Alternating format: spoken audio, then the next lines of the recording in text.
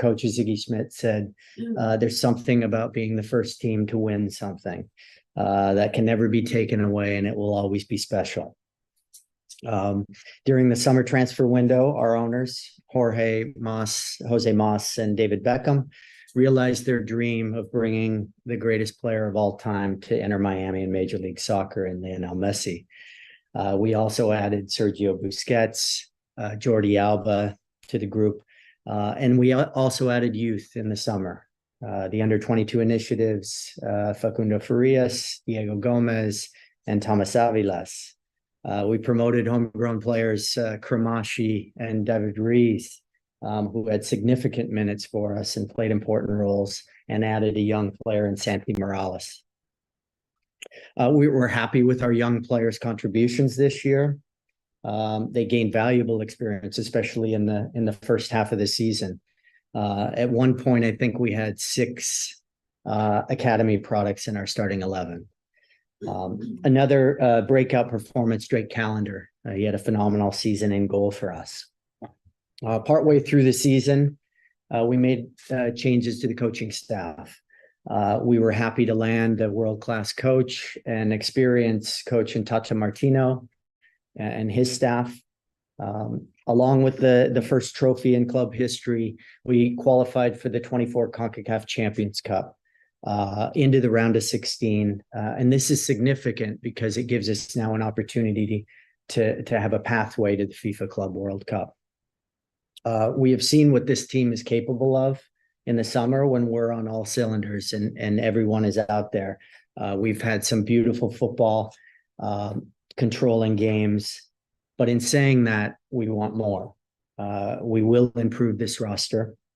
2024, we have high hopes and we will compete in multiple competitions. But we will work tirelessly to evaluate the changes that need to be made and achieve our goals of bringing success to our fans in Inter Miami. Lastly, we're evaluating every department in our front office and performance staff, sporting side, to support Tata and his staff and all the players to make sure we are high performing and everywhere in the club. So we look forward to seeing all of you in January as we start up preseason, which will be right around the corner. Thank you, Chris. If you have a question, please raise your hand. We'll get started with Michelle. Hi, Michelle. Hey. I have 2 quick ones, sorry. First of all, have you signed a new contract? What's your future with the team? And then Luis Suarez, I mean, that's the name that everyone is talking about. Tata has said we have 2 plans, one with him, one without him. If you could just address that and also your status. Thank you. Yeah, and per club policy, I'm not going to talk about my situation. We have been in meetings. I've met with owners talking about the future. For me, it's business as usual. We were preparing the roster for next year, focused on preseason for next year. So, myself and my staff were working towards everything for preparing for next year. And Luis Suarez, he's currently with Gremio, so we don't want to comment on a player who's not on our roster. It is another player that's always been linked with our team, and it's great to have great players around the world connected with Inter Miami and wanting to come here. Tim? Hi, Chris. Tim Reynolds with the AP. I know we're wrapping up 23, but I wanted to ask you about 24, if I might. You're going to play in a lot of tournaments. I don't even know what your January and preseason looks like, but you could play 45, 50 matches easily next year. How do you hope to manage that? Because that is obviously an awful lot of workload for hypothetically a 37-year-old GOAT and people like that. How do you envision? It's a nice problem to have, but how do you envision managing all that? Yeah, I mean, as I said, we've seen what this team can do, and we will rely on our elite players, Messi and Alba and Busquets. And I think the balance of the team is going to be really important. And I think we saw an influx of young players come in. We're at the point now where our academy products who have come through our system are starting to contribute on the first team. And those players are going to be really important. But I think the challenges from our performance staff what can we do as a club to support these players and make sure that they are able to give as many minutes as they can. But there are times we're going to have to balance the schedule. I think the opportunity for us to get in Champions Cup for the first time is a big opportunity. I've gone through it with my previous club, and it's a fun tournament to be in, but there is travel and games home and away, and it can be taxing on teams. I think I have found with players coming into the league, if they come in the summer window, they're much better the next year because they understand the league. They understand the travel. They understand going to these away stadiums and playing and managing their bodies, and usually get a better performance in year two. But I think we will have to do everything we can to manage. We're adding some things, as I said, in medical and performance that I think will help us evaluate our players better. Jose and Franco. Hi, Chris. Jose Rodriguez from Deportes Total USA. I have two quick ones for you. Can you give us an update on Dixon? What are the plans with him for next year? And also, talking about preseason, there's talk about you guys going overseas and playing some matches away from Florida or the States. Can you update us on how you balance that in terms of the commercial opportunities that are out there for the team, and obviously the football side of preseason, which is also very important? Sure. Good question. So the first one on Dixon, we didn't take his option, but we are in conversations with Dixon and his representative to see if there's something that can be worked out. He was a really good player for us when Gregory went down and we lost him on a long-term injury, and Dixon came in and had some important games for us. So we will work through that with him and his agent. Preseason, this summer window, I really felt like overnight we became a global club. Eyes all over the world are watching what we're doing. And what comes with that are these tours and preseason opportunities that we have as a club. So we're working closely with the front office as they negotiate some of those preseason tours.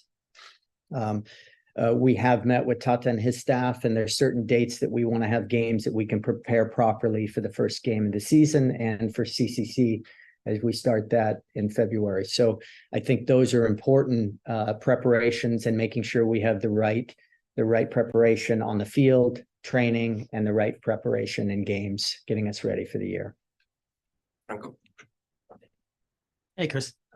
When I had two for you. When the decision was made in the summer to let Phil go and bring in Tata, the initial press conference, you said, we have a team good enough to win these games. And obviously you guys did win the Leagues Cup, made it to the Open Cup final, but in league play, you guys only moved up one spot from that point to the end of the season. I know you just touched on it a little bit, but how much roster change can we expect going into next year, given the competitions, given how this team did this year? And the second one kind of linked with that is next year will be the first season, I believe, that you will have no sanctions. So you will have a full deck of cards to play with. How much does that help you do your job? How eager are you to get that going after the last few seasons? Yeah, great.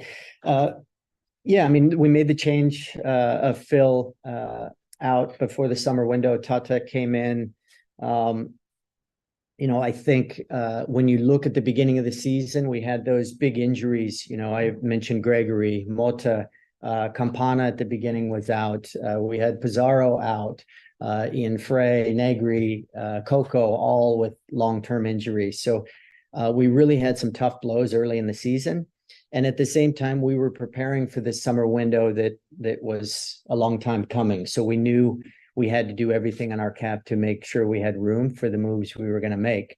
The hope was to get enough points that we could sustain that. And I think there was a lot of energy and emotion that was put into winning the Leagues Cup. And I think in this league, sometimes that first trophy is the hardest to win. And, we got over that objective as a club. But I think it played its toll, and along with it, some of the international call-ups that were mixed in there as well, that at the end of the year, we didn't have enough to push through. So, that is the focus in the roster. How do we improve our roster? And we're looking at everything. There's players that are training to come back, and we have high hopes for 2024. And we want to show what we can do as a club and winning trophies and having high ambition is something we've had since day one. But is it going to be significant changes, minor changes? I mean, how do you, what should we as media and fans expect for how busy you guys will or won't be in terms of process? Yeah, every off season is busy for us. So yeah, we're having conversations all the way through with teams and looking at players and evaluating. We want to have competition every position. So, that's evaluating every position. So, as we get closer and work through the off season, some of those conversations, we'll see if they're realistic. And then lastly, your question on having a full deck on the roster, and that's exciting to be able to make sure we make the right choices and we're able to spend the money in the right positions to really make an impact. Ian? Thank you, Rafa. Ian Hess with the Herald Outlet. Hey, Chris. Obviously, Luis Suarez, the big names are what gets a lot of the attention and a lot of the excitement, but you know better than anybody that MLS roster rules are very restrictive and most of the meat of your construction will happen within the league structure. How much of a focus will be on that? There's obviously a lot of players around the league that are eager to come play with Messi and Busquets and Alba. And what are you looking for internally inside of MLS in terms of improving this roster? Thanks. First, I'll talk about, the players that we have on our roster now make it a lot easier to go and recruit outside the league and inside the league. Who wouldn't want to play with the greatest players of all time in their positions? And so that helps us. There's free agents out there, and there is trade talk. Teams are asking for players on our team. So these are conversations that are ongoing, and some of the work that our recruitment team will have. And just like every other signing, we will stick to the 7 steps that we take in every player signing to make sure it's the right one to add for us. Players have been rumored, Suarez and other stars are rumored to come here. And I think Miami's a great destination for players where they want to live. But we have to make sure that we're evaluating and players are coming for the right reasons. We want to win, and we want to do everything we can to bring players who come here to win games and win trophies. Javier, then Thomas. Good morning, Mr. Henderson. Javier Rodriguez with Fan Network TV. What is your long-term project with Inter Miami after Messi? What will happen with this franchise in 2 years? Yeah, good question, Javier. I think the balance of the team is important. And as I talked about, the 3 U22 signings we had, the development of our academy and players coming through, that is going to be vitally important for the consistency and sustainability, the experience that some of the players, Kromoski, Ruiz had last year, and their impact. The first time a homegrown player has scored a goal. We top the minutes played for players who have come through our academy. So I think that experience at the top and young players coming through. And it may be now, when you look at the age distribution of our roster, that maybe in the middle now, some of those players in their mid-20s who have experience in our league could be added to help with that balance between the two. But I think it's really important to think long-term as well as short-term in winning trophies to make sure that Inter Miami is a competitive team 2, 3, 4 years from now. Thomas, then Andrea. Hi, Chris. Thomas Ronger. Hey, Thomas. Inter Miami Radio.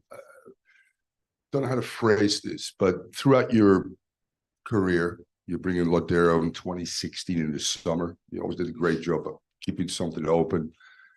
You guys won, obviously, the cup, and then I think you used pretty much all your money to win the Champions, which is not called CONCACAF Champions League Cup, I think, right now.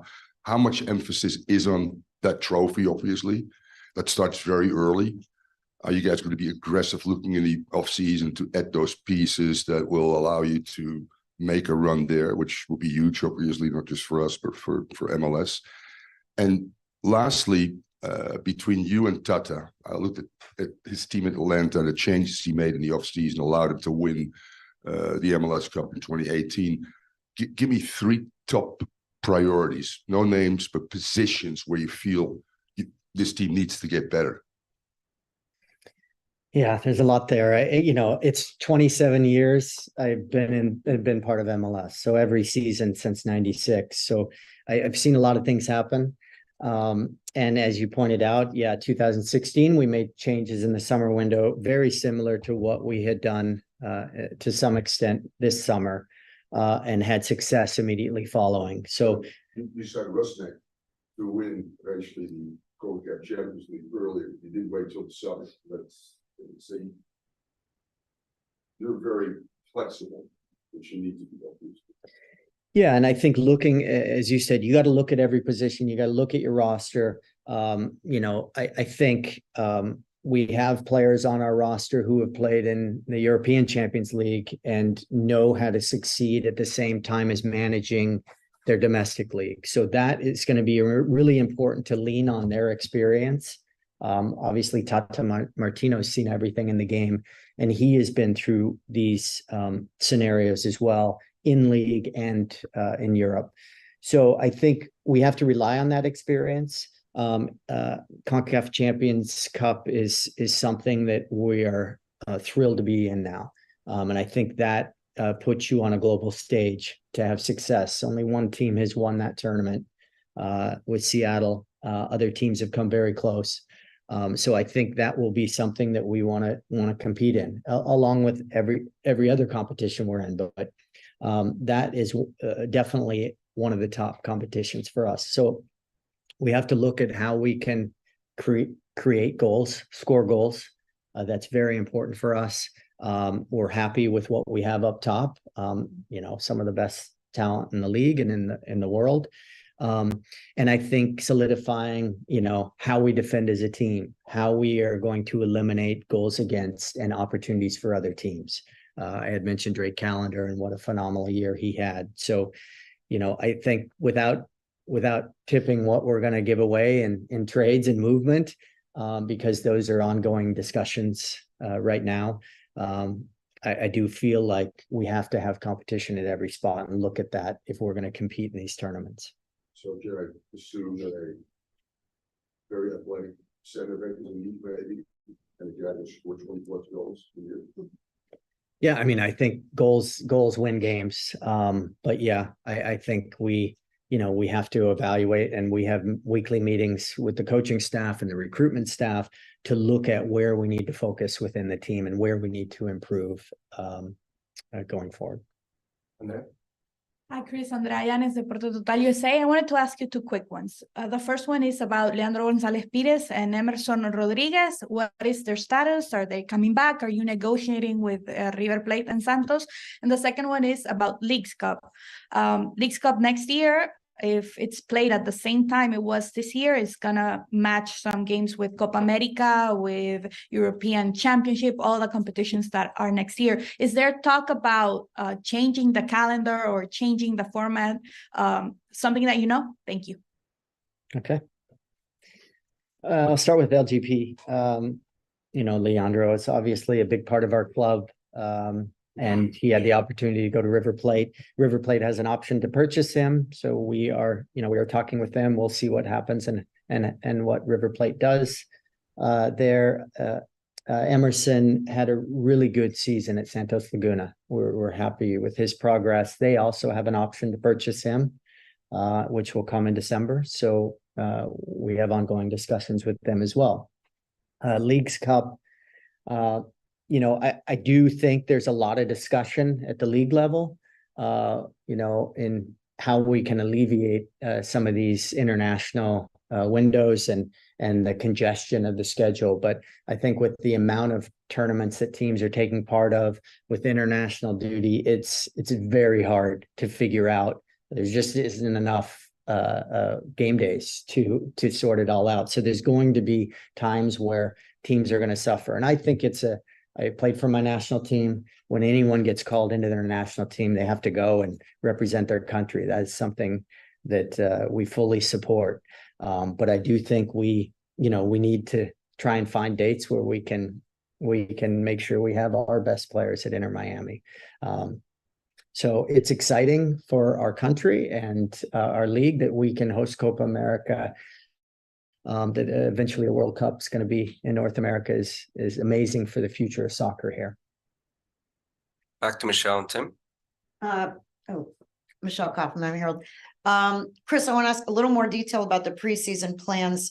You said you have to pick dates that are, specific to now you have all these tournaments. You want to be prepared for champions. You want to be prepared for the start of the season, which is usually also late February. They haven't announced starting date yet, but what are the windows? How do you see January 10th is when the practices with training starts. How do you see January 10th through third week of February? What kind of windows do you see being training here, training somewhere else, having how many games do you think are ideal?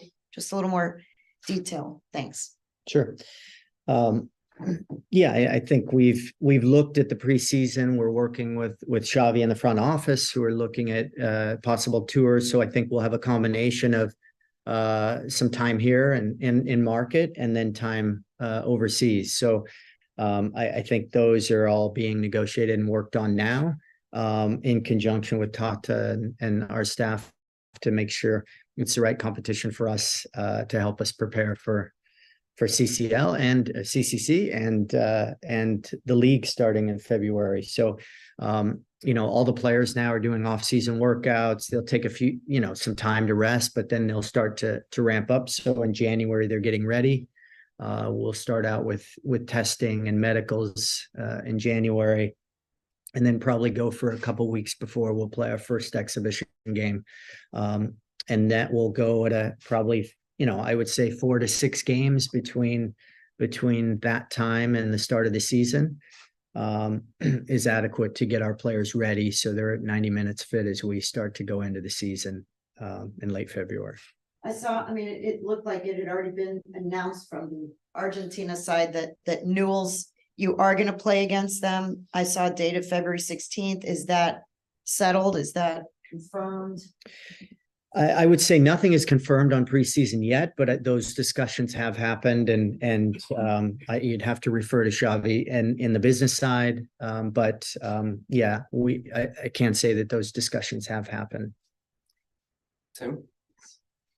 Chris, you've referenced Drake a couple of times since you've been up there, and like you said a few minutes ago, yes, goals do win games. Not allowing them also helps quite a bit too. How did he continue evolving? I think we all sort of forget how young he still is. How did he continue evolving this year? And just, I know the club has been high on him, but how has he earned that sort of thinking from you guys? And what do you see as where he's still got to get better? What do you think the ceiling is for Drake? Thank you. Yeah, good question on Drake. Yeah, we're super pleased with him. I think Drake has grown in composure and calmness. He brings a calmness in the back that's beyond his age. Athletically, reactions, angles. That's about as far as I'll go on goalkeeping, because I don't know anything about goalkeeping coaching, but he is composed in the back, which is important. And I think, the way we want to play, I think, his feet continue to improve. We've seen Drake's introduction into the U.S. national team. I think he's going to have a tremendous future there. I think he'll compete with that team, and he'll continue to be a leader for us at Inter Miami. And last question we're going to take from the Zoom, Felipe Cárdenas, The Athletic. Hello, Chris. Good morning. Felipe Cárdenas, The Athletic. How are you, man? Hi, Felipe. Good. I know the amount of games has been talked about a lot, what you guys are going to face next year. What does that mean for Leo's availability? Like, how can you count on him for 34 games and the World Cup qualifying, the Leagues Cup and everything like that? It is going to be a really busy schedule. Copa America, as you mentioned. How important is that in building a team that you don't have to necessarily always depend on Messi in every single game? And then just again on the back line, 54 goals conceded. What is the focus to make that part of the field stronger? Okay. Yeah, I would say first with Messi and his national team and Copa America, I always found that the players who were getting ready for a big tournament to come up, they want to make sure they're fit, they're sharp, and the way Messi trains and leads our team and the example he sets is extraordinary. He comes out in training and he is focused and has a very high standard that he helps bring the players up and the level up. So I think we're going to get a big boost there from our veteran players who are going to help the team and want to win. So I find that a positive. Of course, there may be games where players are away and representing their national team, and that's where some of the young players who are coming up, Farias, Aviles, Gomez. Some of the other young players are going to get their opportunities, and I think we need to make sure that we have a real balance of players who can come in at different times and help in those moments where we need maybe another veteran leader to step up and perform for the team. As for giving goals up, it's a focus and really important for us, but I think in 24, we'll finally have time for Tata to have a real stretch of time to work with the team. I mean, when you look at when he joined the team, it was 100 miles per hour from the day he took over. We had Leagues Cup and then we had games every 3-4 days. So it doesn't give a coach time to just work on certain aspects of how the team's going to play, how the team's going to defend. So I'm looking forward to that and having our coaching staff really work with our players. And Chris, quickly, Rafa, sorry. Thank you, everyone. Have a good day. Thank you. Record.